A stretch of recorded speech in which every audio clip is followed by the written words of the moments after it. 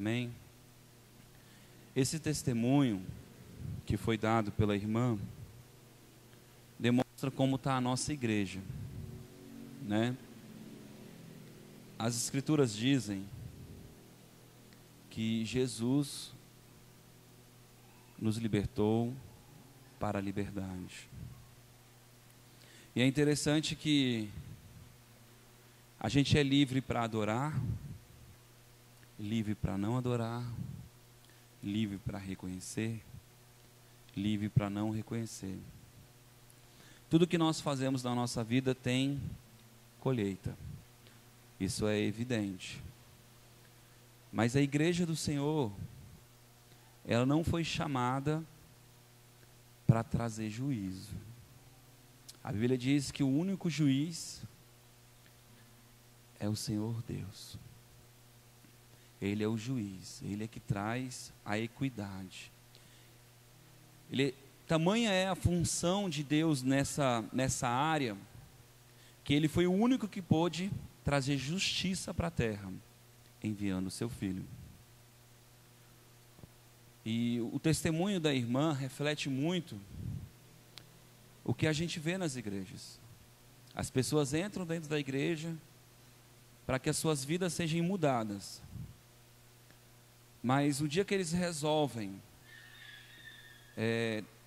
tomar um outro rumo, seguir uma outra direção, seja se desviar, como é dito no caminho, ou ir a um outro ministério, agora aquilo que era bênção, agora se torna maldição. Agora as pessoas começam a dizer, olha, porque você não está dentro dessas 4 paredes, você é amaldiçoado. E foi exatamente isso que aconteceu. E o que me surpreende, quantos anos você tem? 15 anos. O que me surpreende é um sacerdote, um pastor, uma pastora, olhar para um adolescente de 15 anos e começar a amaldiçoar. E o PC, ele esteve conosco por um bom período. Ele saiu da igreja. Eu falei alguma coisa para você, PC?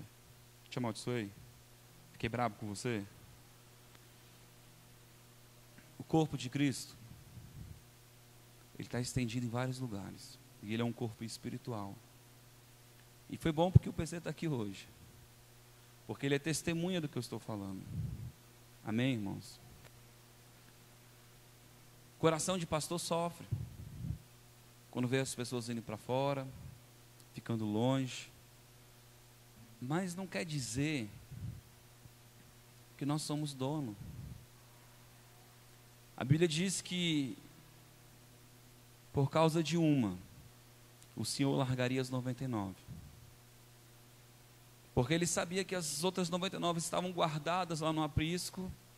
Elas sabiam já qual era a condição, qual era o local, onde elas deviam estar. Mas aquela que se perdeu e estava longe, talvez maltratada, perdida, e ela foi até aquele local buscar ela, para colocar em um lugar de descanso. Não foi naquele lugar para amaldiçoar. Não foi naquele lugar para dizer, bem feito, você saiu de perto de mim, tem mais é que se lascar. Não foi. Isso não é um coração de um pastor. Aleluia, Jesus. Isso não é um coração de um pastor. Aleluia. E quando eu comecei a orar aqui hoje, o Senhor começou a falar ao meu coração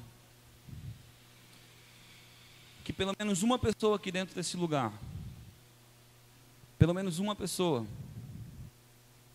dentro deste lugar, Deus deu sonhos para ela. E eu queria que você abrisse a sua Bíblia em Gênesis 37. Gênesis 37, verso 5. Diz assim: José teve um sonho e contou a seus irmãos.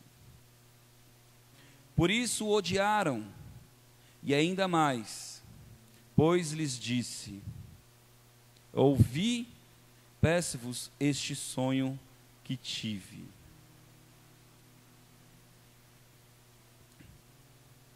José, ele também é a prefiguração de Cristo, um libertador, um salvador.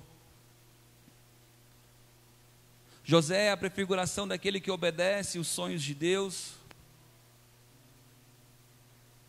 E agora Deus dá um sonho a José, e José compartilha com aqueles que estão em volta dele, com aqueles que deveriam se alegrar com ele, com aqueles que deveriam querer o seu bem. Mas não foi isso que aconteceu. A Bíblia diz que isso fez com que eles odiassem ele ainda mais. Porque Deus achou graça na vida de José. Aqui a representação do seu pai é a representação de Deus. O que ele fez para merecer essa graça? Diga nada. Deus assim escolheu. A Bíblia diz que Deus escolhe uns para vaso de honra, outros para desonra, mas Deus é que escolhe.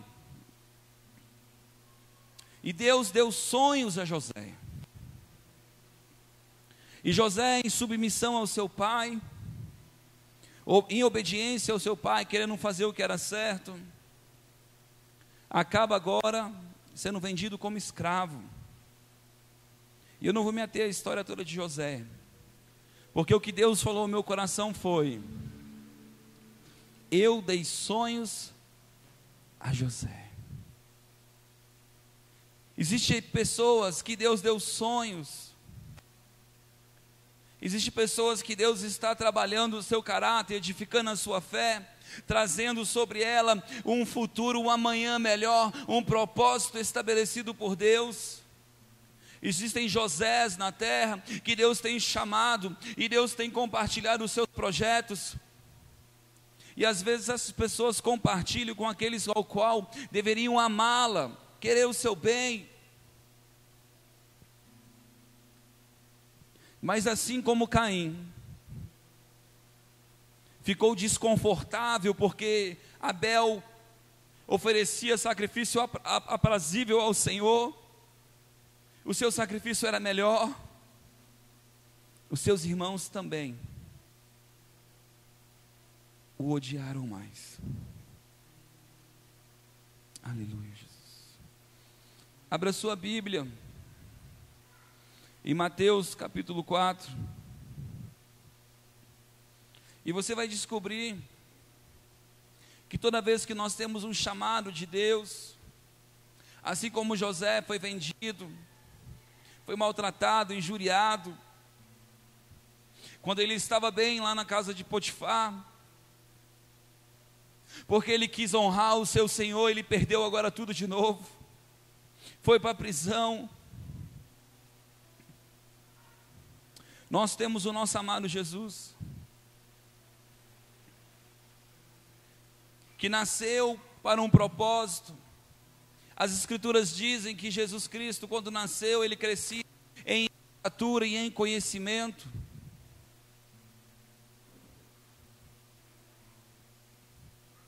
Jesus, ainda menino, ele entendia os seus propósitos e os seus caminhos.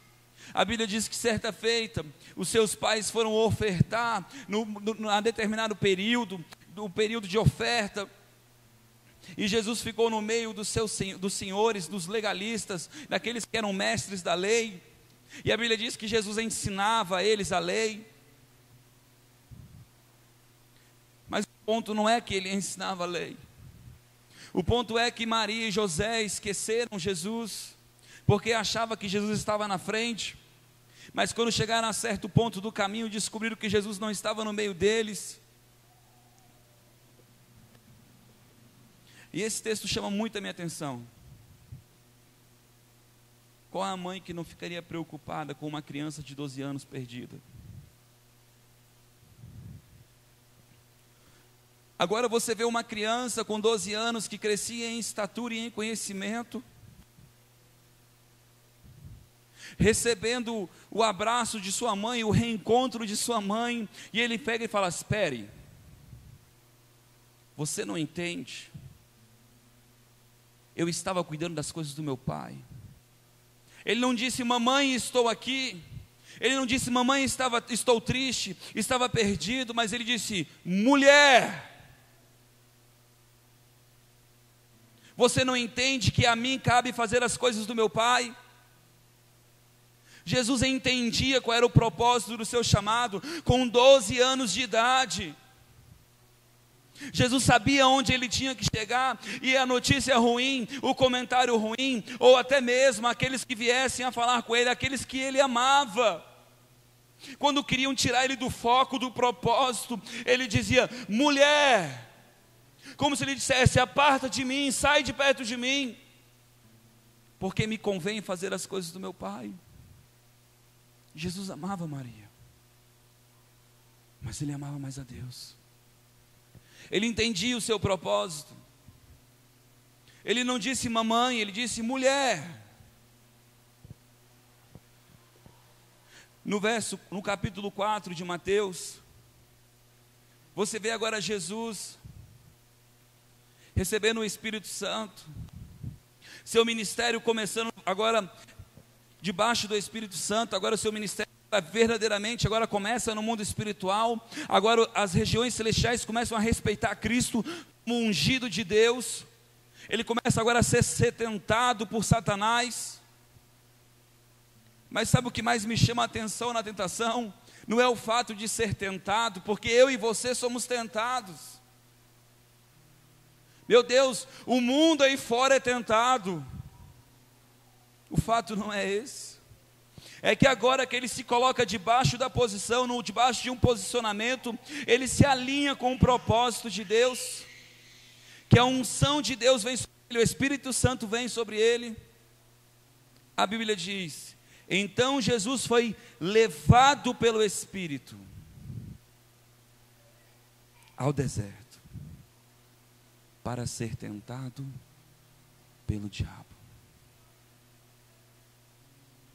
Às vezes passamos por situações ao qual nós não entendemos,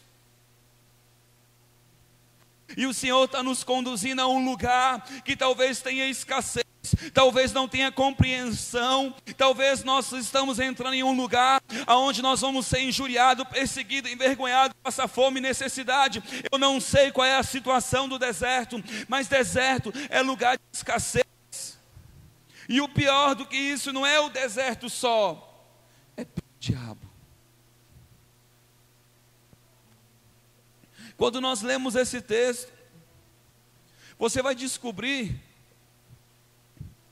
que ele não estava tentando Jesus pela fome, pelo governo, pelo amor de Deus, pela vida dele. Não era isso.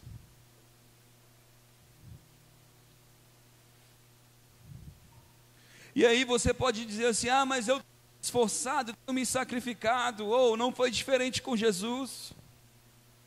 Depois de jejuar 40 dias e 40 noites, sentiu fome. O tentador chegou-se a ele e disse: se tu és o Filho de Deus. Você precisa entender que Satanás vai passar a vida toda dizendo para você se tu és o Filho de Deus. Ele requer de você, aleluia, glória a Deus, ele requer de você uma coisa, ele requer que você entenda que você é filho de Deus, e você precisa agir como filho de Deus. Agir como filho de Deus é você se colocar na posição e não cair na tentação de Satanás. Quando ele diz: se tu és filho de Deus, faz isso, você diz: eu não preciso provar para você, Satanás. Eu preciso provar para o meu Deus que eu confio nele. Ontem nós fomos em um culto e o pastor pregava sobre a adoração de Sadraque, Mesaque e Abidnego entrando em uma fornalha ardente. Pessoas pegam um violão como este, ou pegam instrumentos como esse, e elas dizem assim: isso que é adoração. Sabe o que é adoração? Adoração é você se colocar no posicionamento e dizer: eu não me dobro a Baal, eu não me dobro a esse sistema caído. Diabo, você está dizendo que eu vou passar necessidade, eu digo para ti, ó, olha aqui, ô cabeçudo, Ele cuida de mim.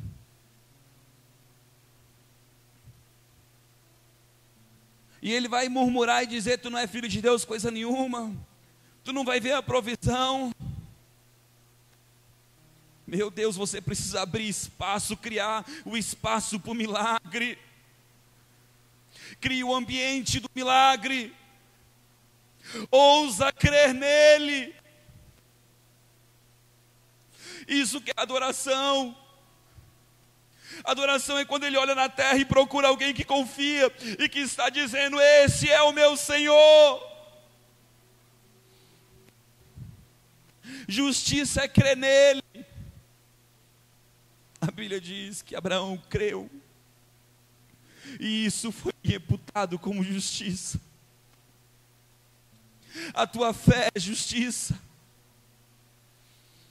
Quando você crê na bondade dele, quando você crê que os olhos dele estão atentos, olhando para você. Todo mundo se dobrou a Baal, todo mundo se dobrou diante a Faraó, porque tinha medo de morrer. Mas aqueles homens não. Ele disse, se tivermos que morrer, morramos. Mas ele ainda é Deus. E o fato é que eles criaram um ambiente para que Deus manifestasse a sua glória, a sua graça. E esse texto de Jesus sendo tentado, você vai ler as três tentações dele. O diabo sempre diz, se tu és. Ele queria tentar a identidade daquele que é filho de Deus, daquele que é guiado por Deus, daquele que confia em Deus, daquele que é conduzido pelo Espírito Santo, daquele que é guiado, que tem um propósito e que é firmado na rocha. O problema não é os poderes da terra, o problema não é a comida que falta, é a tua fé. Ela tem que ser pura.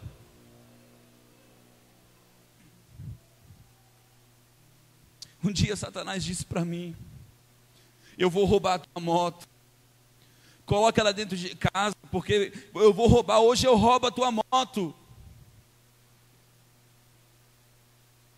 E minha casa não tinha portão, não tinha muro. E eu disse, não, diabo, quem me deu essa moto foi Deus. Se você levar, é porque Deus deixou.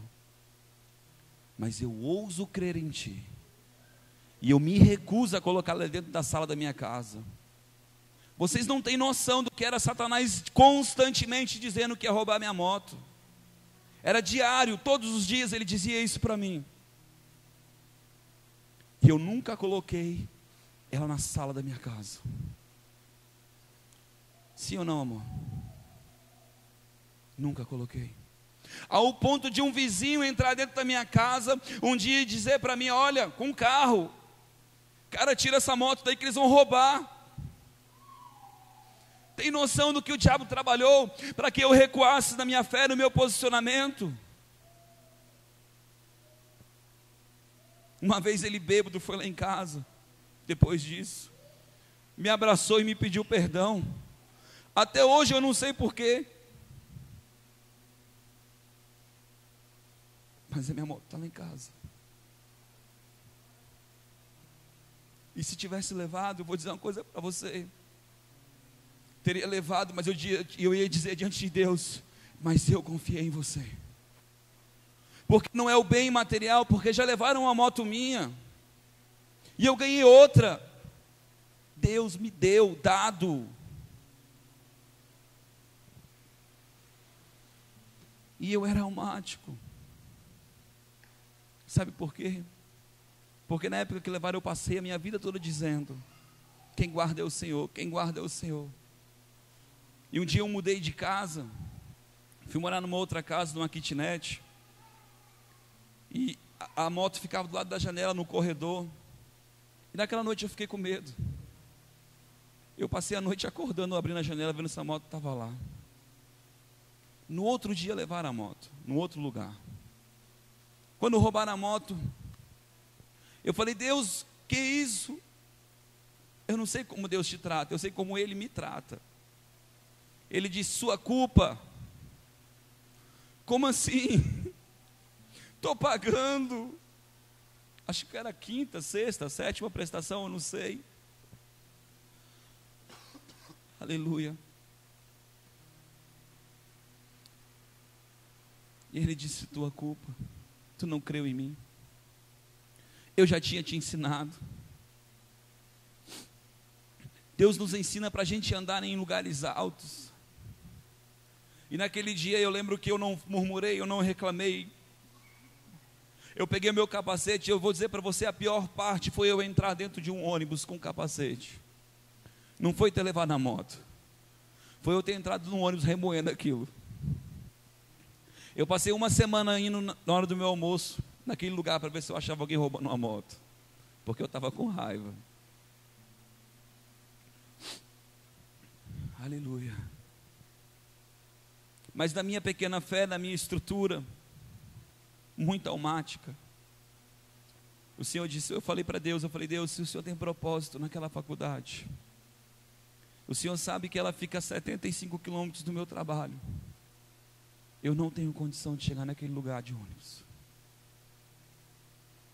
Eu não sei como você vai fazer, mas se tu tem propósito, eu preciso de uma moto. Eu ainda estou pagando a prestação e eu não tenho dinheiro para comprar outra. Estagiário, ganhando mal. Acho que eu tinha recém entrado numa empresa, estava ganhando mais ou menos até. E aí, uma chefe minha chega para mim e fala assim: Jonathan, quanto você precisa para comprar uma moto? E na época eu disse: 2,5. 2,5 eu compro uma moto. Ela disse para mim: eu tenho para te emprestar e você me paga quando você quiser. Eu falei: amém. Mas posso pagar pedalada? Ela pode. Pode ser usando alimentação? Ela pode. Naquele dia ela depositou na minha conta. Eu falei para ela que ia pesquisar a moto primeiro, lembrei. Eu falei que ia pesquisar a moto. Minha mãe liga para mim e diz assim: filho, passa a sua conta.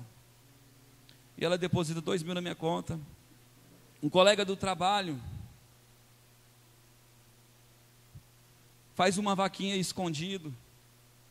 E ele junta mais R$ 1.700 e deposita na minha conta, me dá na minha mão no envelope. Diz: o pessoal do trabalho fez essa vaquinha para te dar. Mas não parou por aí. Aquela moto estava financiada no nome do meu tio. E ele ligou para mim e disse: filho, traz o carnê porque eu vou pagar o carnê. Sabe o que é interessante? O diabo levou a minha moto, mas o dinheiro daquela moto se transformou numa dívida quitada, numa geladeira, num sofá, numa cama e uma moto. Porque sobrou dinheiro para me mobiliar minha kitnetzinha.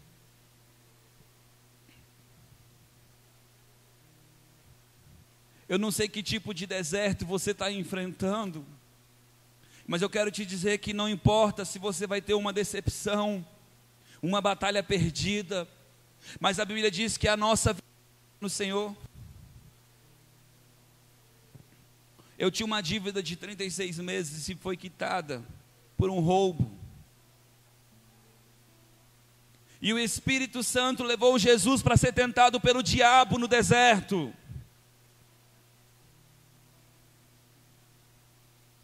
Às vezes nós vamos ficar cara a cara com o diabo, e é o Senhor nos levando para lá. Aleluia, Jesus. Abra sua Bíblia em Ezequiel 37, um texto muito conhecido. Aleluia, Jesus. Amachu.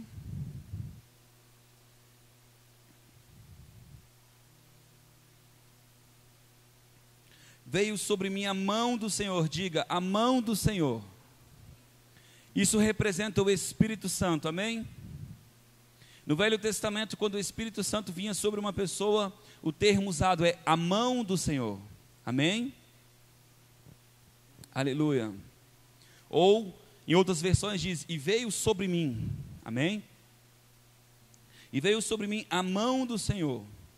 E ele me levou no Espírito do Senhor e me pôs no meio de um vale que estava cheio de ossos. Agora Deus pega o profeta, por meio do seu Espírito, e leva ele a um lugar de morte. Diga morte. O quê? Deus me levou no lugar de morte. Sim. E me pôs no meio de um vale que estava cheio de ossos. Ele me fez andar ao redor deles, e eu vi que eram muitos, numerosos, sobre a face do vale. Vale é lugar de escuridão, amém, irmãos? Um buraco, um lugar de escuridão.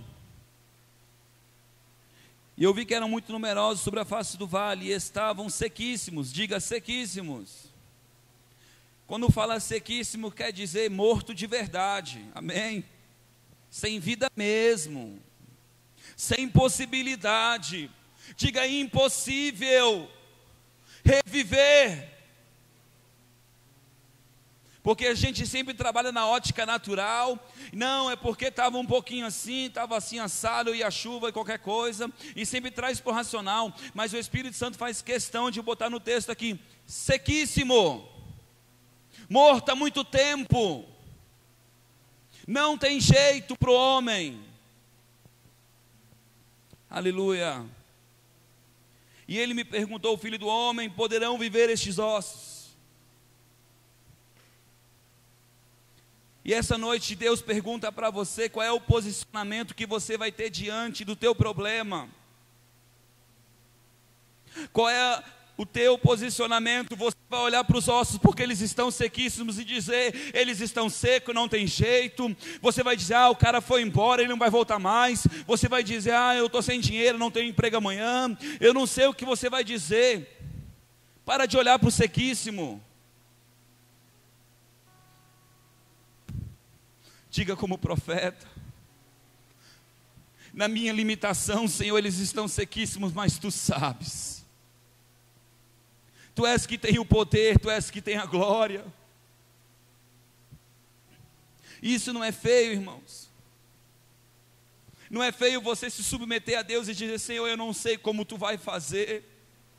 Eu contei para você o testemunho da minha moto. Eu disse, Senhor, eu não sei o que você vai fazer, mas eu sei que você vai fazer alguma coisa, porque eu estou clamando o Teu nome e eu confio em Ti.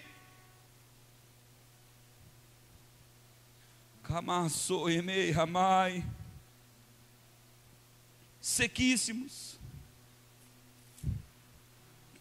Eu disse, Senhor, Deus, Tu o sabes. Então ele me disse, profetiza sobre estes ossos e diz-lhes, ossos secos, ouvi a palavra do Senhor.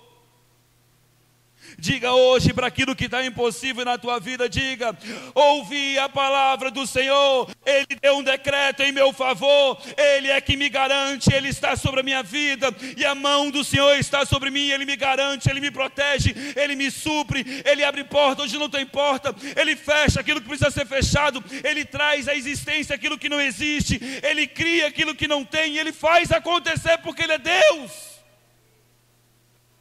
Oh, Yamai! Até quando o meu povo vai andar incrédulo? Show, emenaço! Esses dias eu fiz um exemplo besta. Estalo, some caroço. Estalo, some caroço. Assoprar faz uma enfermidade sumir. Diga não. Mas debaixo de uma palavra. Debaixo de uma palavra. É a palavra do Senhor que sai da tua boca. É essa palavra que traz vida. Eu conversava com uma pastora esse final de semana. Eu disse para ela, nós somos cartas vivas do Senhor. Sabe por que não colhemos? porque a nossa semeadura é ruim. Olhamos para o sequíssimo, para o problema. Irmãos, nós ganhamos lâmpadas, não ganhamos? Nós ganhamos ventiladores.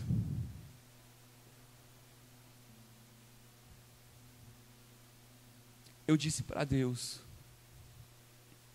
está no meu caderninho de oração, eu quero louvor neste lugar. Quando eu cheguei aqui, eu não vi a Mônica, não vi o Gustavo, eu fiquei triste. Quando eu vi o PC entrando, eu falei, Jesus, obrigado, porque eu te pedi isso hoje. Pelo menos um levita você trouxe. Eu não compartilho essas coisas porque isso é pessoal, irmãos. Depois eu vi a Mônica entrando, me alegrei.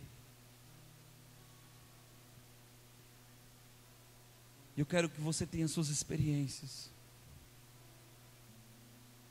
Eu criei um caderninho, porque Deus disse para mim, usando uma pessoa, ele estava falando de uma coisa, enquanto ele falava de uma coisa, Deus falou comigo outra coisa. Ele usou o exemplo de Davi, quando decidiu construir a casa de Deus. E ele falou assim, ele citou o texto que eu não lembro, mas aquilo escreveu no meu coração. Ele disse assim, tudo aquilo que a casa de Deus precisava, estava na mão do povo, nos despojos da batalha. E aí ele disse assim, ele frisou muito na mão do povo. Mas Deus disse para mim, no meu coração, nos despojos. E eu falei, Deus, eu tomo posse dessa palavra. Eu vou chorar, Deus, pela vitória do teu povo. Eu vou chorar, Deus, pela vitória do teu povo, Senhor. Porque o mantimento dessa casa vai ser pela vitória do teu povo, pela gratidão do teu povo, Senhor. E depois desse dia foi quando eu decidi fazer o caderninho. E eu já escrevi alguns nomes ali, com alguns pedidos que eu lembro, que veio no meu coração. Porque vai ser baseado na tua vitória que os despojos vão entrar aqui. Aleluia. Aleluia. Eu não sei se os ossos estão sequíssimos na tua vida, mas se você continuar lendo esse texto, você vai ver que não houve impossível para Deus. Ainda que aos olhos eles estavam sequíssimos, a Bíblia diz que eles se transformaram em vivos, homens vivos, foram totalmente restaurados pelo Senhor. Sabe o que é interessante? Eu não sei explicar como Deus fez isso, mas Deus fez. Deus não precisa da tua explicação, Deus precisa da tua fé, Deus precisa da tua confiança. Seja simples como a pomba, prudente como a serpente, simples em crer, em acreditar, em se colocar na brecha. Às vezes nós entramos debaixo da posição de Deus e ficamos, porque se eu fizer, porque se não sei o quê, porque se não sei o quê, porque fulano que é homem de Deus, cara, para com isso. Coloca na tua cabeça, a Bíblia diz que Ele está lá, os olhos do Senhor estão sobre toda a terra, procurando, diga procurando, verdadeiros adoradores.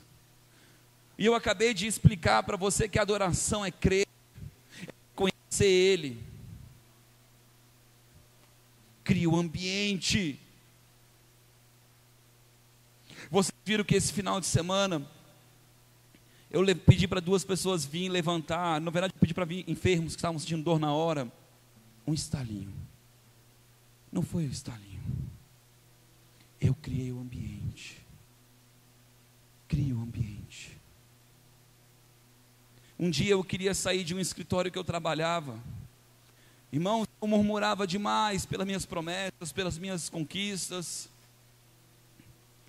Cara, mas eu cria nele. Eu não sabia qual era a forma correta de fazer. Eu era muito almático, eu queria muito crescimento financeiro e um monte de coisa. Eu queria a mão do Senhor, mas eu não queria o Senhor. E eu descobri isso depois. mas ele me ouvia. E um dia eu estava reclamando porque as coisas não davam certo, as oportunidades não vinham. E eu reclamando, eu estava lá e de repente um estagiário olhou para mim. Ele botou o dedo na minha cara, um crente desviado ele. E ele botou o dedo bem na minha cara e falou assim: cara, tu é o cara mais crente que eu conheço. Mas aquilo não foi um elogio, velho. Ele terminou a frase dizendo: cadê o teu Deus? Aquilo foi um boxe na minha cara. Aquilo foi um pancadão, foi uma porrada. Eu saí daquela sala com raiva. Com muita raiva, você não tem noção. E na hora que eu saí daquela sala, veio uma palavra no meu coração. E eu me via como Davi e Golias. E aquele homem para mim era o Golias. E eu comecei a declarar: quem esse incircunciso pensa que ele é? Duvidar do meu Deus. Eu disse que eu queria sair desse escritório. Agora eu não saio desse lugar enquanto eles não verem a glória de Deus na minha vida. E eu me posicionei. E Deus ama posicionamento. E adivinha? A vitória veio. Se posicione. Se posicione. Você vai cambalear às vezes, vai para um lado, vai para o outro. Estou contando exemplos práticos meu, de momentos que eu era almático, mas quando eu decidia ousar a crer, Deus olhava e dizia: encontrei fé na terra. Cara, quando eu passei no vestibular público, adivinha onde eu fui abrir? Aqui, ó, passei. Mas sabe o que é interessante? Ele não era,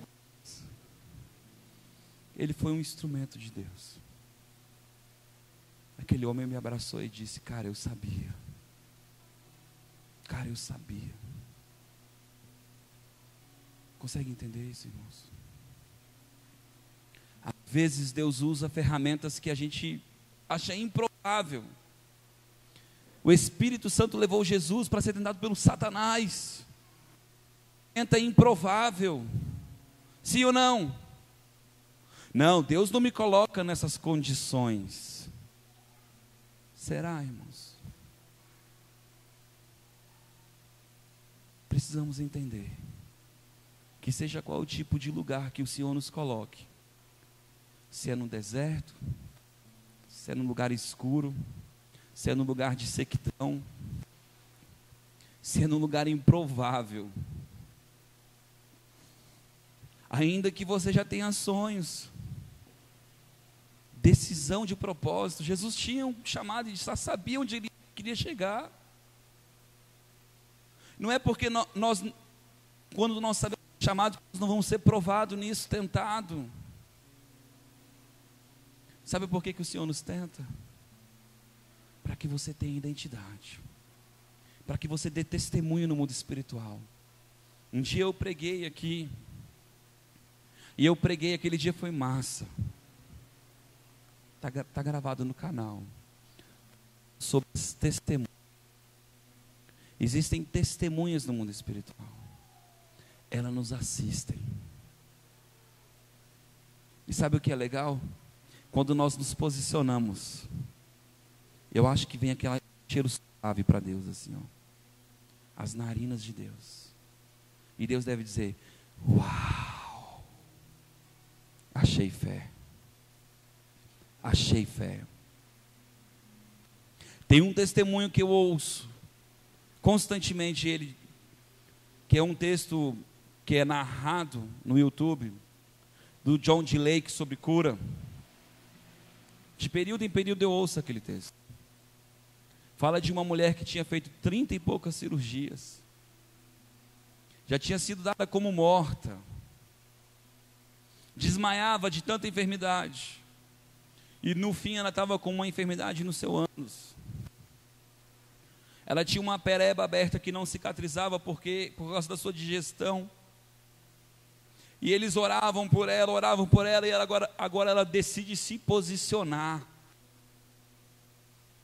Ela disse: ainda que eu morra, eu não faço mais cirurgia. Parece louco isso, esquisito, mas foi o que ela decidiu.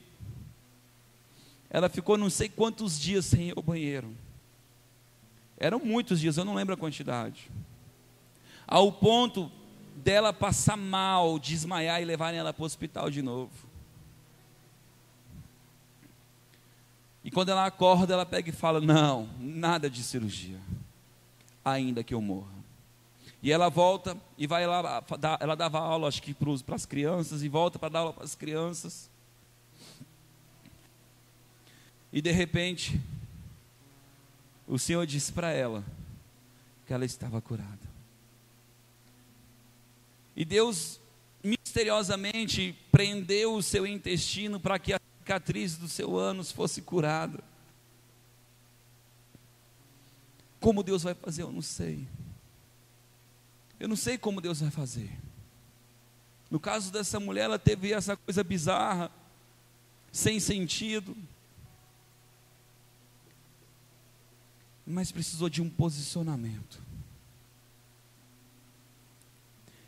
Em meio a guerras, enquanto a mão de Moisés era erguida, o povo vencia. Mas quando a mão dele baixava, o povo perdia. Deus está buscando posicionamento. Todas as vezes que o Senhor Jesus chegava a alguém, Ele perguntava: o que tu queres que eu te faça? Precisamos nos posicionar diante de Deus, criar esse ambiente de milagre. Porque quando nós criamos esse ambiente de milagres, nós ousamos. Eu cito muito esse texto, e vocês vão ouvir eu citar esse texto muitas vezes. Aquele que se achega a Deus tem que crer que Ele é galardoador. Galardão significa presente. Quando você se achega a Deus, você tem que crer que há presente para você. E sabe como é que o texto termina dizendo? Aquele que se achega a Deus tem que crer que Ele é galardoador. Daqueles que tem que crer que Ele é galardoador do que os buscam. Isso. E há presente. Há galardão para você. Você precisa crer de verdade. Porque quem chega a Deus ou ora a Deus é porque crê que tem resposta. Sabe por que Jesus disse que Ele não gosta de oração repetitiva? Porque Ele quer que você ore a nível do Espírito. Eu vou te ensinar algo essa noite. Eu não sei se vocês já perceberam, é o meu exemplo. Você vai fazer do teu jeito. Esse é o meu jeito. Para me concentrar, eu preciso ficar quietinho. Mas não é uma concentração natural. Eu quero ligar o meu espírito no Espírito de Deus. Aí eu sento e fico quietinho. De repente eu sinto o meu espírito ligar no Espírito de Deus. Tem gente que é louvando, tem gente que é cantando, pulando. Esse é o meu jeito. E você vai começar a orar, orar, orar. De repente a tua oração vai ser uma oração agora que alcança a Deus. Porque o teu espírito está ligado no Espírito de Deus. Consegue entender? A tua repetição, ela tem que ser até você chegar nesse nível de fé. Nós oramos até gerar paz no nosso coração. Depois que gera paz, você diz: eu já orei. Acabou, eu já orei. E o diabo vai dizer: ele não ouviu. Você diz: vai, ele ouviu. Sabe o que Deus disse para Daniel, quando ele entrou em 21 dias de espera, após o primeiro dia de oração? Servo muito amado, no primeiro dia, quando tu entoou o teu coração a clamar a mim, eu ouvi a tua voz. Diga: no primeiro dia. servo muito amado, quando tu entoou o teu coração, é o teu coração, é o teu coração. Mas qual foi o posicionamento dele? Eu estou aqui esperando, eu estou aqui esperando. Mas Deus deu uma resposta para ele por causa do nível de intimidade que ele tinha. Amém, irmãos? E foi isso que Deus colocou no meu coração essa noite. Talvez para algumas pessoas não faça sentido essa palavra, mas eu sei quem colocou no meu coração. E Ele é fiel e verdadeiro. Eu quero ouvir testemunhos de vocês. Eu quero ouvir das vitórias de vocês. Às vezes a gente começa cambaleando e aquela coisa. Irmãos, vocês viram eu pedindo ventilador? Deus me deu o ventilador. Amém? Quando eu digo Ele me deu, vocês entendem que é para o ministério, não entende? E eu fiquei impressionado, eu falei, Senhor, eu estou constrangido. E eu fui orar para uma pessoa segunda-feira. Eu estava muito cansado. Eu passei naquela casa por educação, por amor à minha tia. Porque a minha vontade era ir para casa. E eu já estava em falta com a minha esposa. Porque esse período eu não estou conseguindo ficar com ela direito. Mas eu fui por educação. Quando eu cheguei lá, adentrei a casa, Deus disse para mim, ela não precisa de oração. Eu pensei, o que eu vim fazer aqui? E eu sentei no sofá. E no que eu sentei no sofá, Deus disse para mim, ela precisa de um posicionamento. Amém, Jesus, não tinha nem pensado nisso. Ela precisa de um posicionamento. O Espírito Santo é massa, né? Me fez lembrar um negócio que ele é massa. Ela precisa de um posicionamento. Ela honra mais o seu esposo do que a mim. Se ele diz que não é para buscar a Deus, ela não busca. Se ele diz que não é para ir, ela não vai. Ela não quer magoar a sua mãe, não quer magoar o seu marido, não quer magoar o pastor, não quer magoar, mas ela me magoa. E eu falei, Jesus, e agora? O que eu falo para essa mulher? E aí vai o profeta falar o que ninguém quer ouvir. Mas Deus é tão fiel que ela disse, que enquanto eu falava com ela, eu sentia a presença de Deus, mas normalmente eu sinto e ninguém vê nada. É eu que estou sentindo. Ela disse que formou um círculo em volta de mim de uma luz clara. Deus criou um sinal para ela gerar credibilidade. E eu fui duro com aquela mulher. E eu fui tão duro com ela que no final eu falei, não, Deus, eu estou com dó dela, eu vou ofertar na vida dela. Eu ia ofertar na vida dela, estou falando diante de Deus. Enfiei a mão no bolso, Deus disse, não faça isso. Ela não tem justiça. Eu falei, Deus, moça, eu já tinha aberto a minha boca grande, falado, agora eu tinha que explicar, né? Eu ia ofertar na sua vida, mas você não tem justiça. Você não tem semente na terra. Você não tem semente na terra. Por favor, moça, haja como quem crê em Deus. Lance a sua semente na terra. Faça qualquer coisa, vá na casa do seu pastor, vá na igreja, oferte em quem Deus mandar, mas faça algo, seja dirigida pelo Senhor. E ela me deixou muito sem graça. Eu lembrei de uma coisa, eu tenho um dinheiro aqui na minha bolsa. Cara, ela tinha dito para mim que estava desempregada, velho. Aí ela foi lá e puxou 50 conto, que a única nota que ela tinha, me deu na minha mão. Eu peguei o dinheiro, amassei, botei no bolso e falei, Deus, está errado. E Deus falou para mim, você não liberou a palavra? Agora ore por ela. E eu disse, Deus, eu preciso desses 50 reais. Aí Deus disse, mas ela precisa. ore por ela. E eu orei por ela, abençoando a vida dela. E o Guilherme foi chamado para pregar na igreja quarta-feira. Pregar não, para louvar. Adivinha quem estava pregando? A mulher. Deus me levou lá para ouvir um testemunho. Um testemunho. Ela disse, segunda-feira, eu fui colocado na parede por um homem. Deus me colocou na parede usando um homem. E começou a falar, e eu de repente eu só olhei para trás e falei, meu Deus, o pastor deve estar morrendo de raiva, porque ele deve achar que sou eu. E era eu. Porque ela dizia, nossa, o Jonathan, se eu soubesse que o Jonathan estava aqui, eu nem ia pregar. Eu baixei a cabeça com uma vergonha. Estou no ambiente do cara e a pessoa me honrando. E eu baixei a cabeça e depois a pessoa me chamou para ir lá na frente orar para as pessoas, eu com vergonha não queria fazer. Mas o que eu quero me atentar é uma coisa só. Foi o que ela deu como testemunho.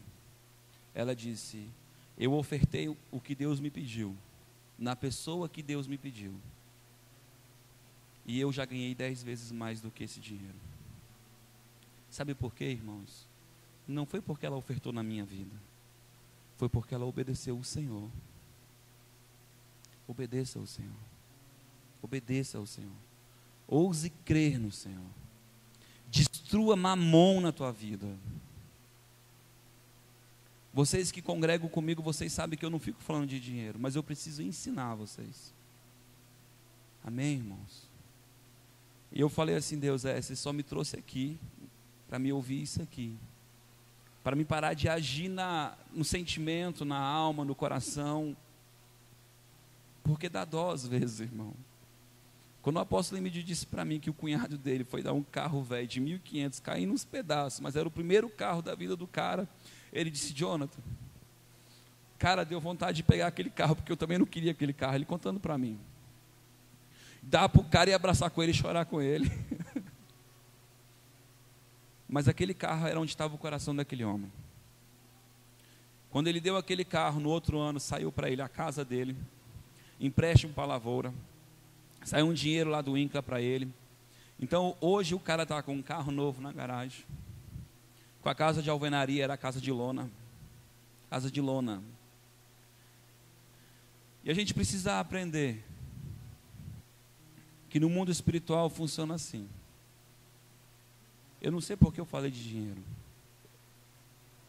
E eu vou repetir de novo, eu não quero a sua oferta. Se você não colocar dinheiro aqui para honrar a Deus, eu não quero a sua oferta. Eu quero que você honre a Deus. O que Ele te pedir sempre. Sabe por quê, irmãos?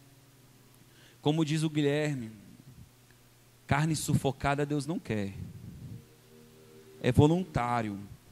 As pessoas chegavam diante dos apóstolos voluntariamente e largavam tudo aos pés dos apóstolos. Era voluntário. Honre a Deus com toda a tua força, com todo o entendimento, com todo o teu coração. Mas é o Senhor. Amém, irmãos? Eu não sei porque eu terminei falando disso. Pai,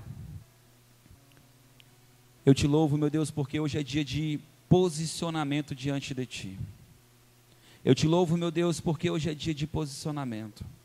Às vezes, meu Deus, as pessoas, meu Deus, querem o melhor do Senhor, querem ver a Tua mão e o Teu milagre, mas elas esquecem, meu Deus, que o Senhor só interfere, meu Deus, naquilo que elas dão liberdade para o Senhor interferir.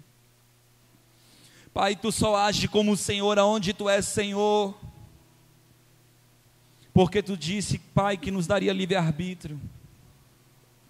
Mas muitos, meu Deus, têm a marca da promessa, meu Deus, mas não alcançaram, meu Deus, a estatura de varão perfeito, meu Deus, não alcançaram a estatura de filho, de serem conduzidos pelo Senhor.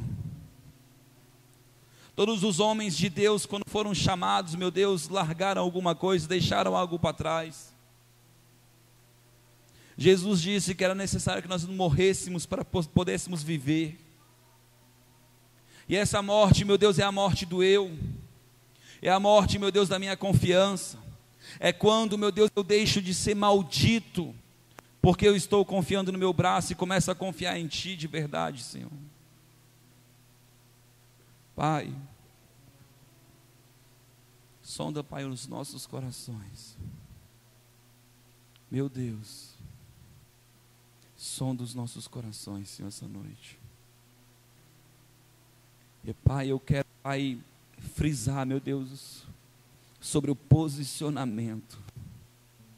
Pai, se o posicionamento, meu Deus, é ir até o fim, uma situação, meu Deus, que essa pessoa vá até o fim, Senhor. Pai, se o posicionamento, meu Deus, de uma pessoa, meu Deus, é ser escancarado, meu Deus, que ela seja escancarada. Quantas vezes, meu Deus, o Senhor disse, Pai, para mim, que não ia faltar, meu Deus, e não faltou. Quantas vezes, meu Deus, eu fui para o trabalho, meu Deus, sem R$1 no bolso, Pai. E eu dizia, Pai, não pode furar o pneu da moto, não pode estragar, não pode acontecer nada, Senhor. E era tão incrível, Pai, que no dia que eu recebia, furava o pneu. Quantas vezes, meu Deus, eu andei com um documento irregular, meu Deus, de um veículo. Chegava diante de uma blitz, Pai, eu dizia, Senhor, feche os olhos deste homem, Senhor. E o meu carro era deixado liberado, Senhor. Certa feita, Senhor, eu lembro que uma vez eu voltava de um futebol louvando e dizendo, Tu és o Deus do impossível, Tu és o Deus do impossível, Tu és o Deus do impossível. Minha moto toda irregular, Senhor. Era o meu único bem, Senhor. E de repente eu caí em cima de uma blitz. Aquele policial me parou. E verdadeiramente Tu és o Deus do impossível, porque outra pessoa chamou ele. E ele me liberou, e eu ainda perguntei o quê? E ele disse, vai embora. E eu, o quê? Vai embora, o quê? Vai embora, homem. Até para ser liberado, meu Deus, eu fui difícil de entender. Às vezes, meu Deus, nós não entendemos, meu Deus, os propósitos, os desígnios e os livramentos. O mundo, meu Deus, natural, ele caminha, meu Deus, numa ótica racional. Mas nós vamos caminhar numa ótica, meu Deus, de fé, confiando no Senhor. Certa feita, meu Deus, uma cidade foi destruída, mas uma prostituta e sua família foi salva, porque honraram o Teu povo. E quando ela honrava aquele Teu povo, ela honrava o Senhor. Certa feita, meu Deus, parteiras mentiam para Faraó, para guardar a geração futura do Senhor.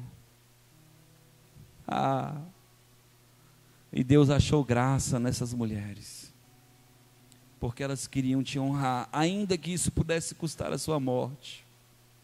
Posicionamento, Senhor.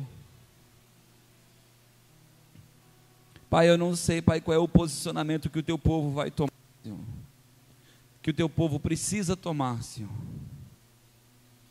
mas eu Te louvo, Senhor, porque eu sinto, meu Deus, que a mensagem foi dada. A minha parte, meu Deus, eu fiz. Eu cavoquei a terra hoje, Senhor. Eu lancei a semente. Mas é Tu que dá o crescimento. Espírito Santo, incomoda o Teu povo com essa mensagem e essa palavra.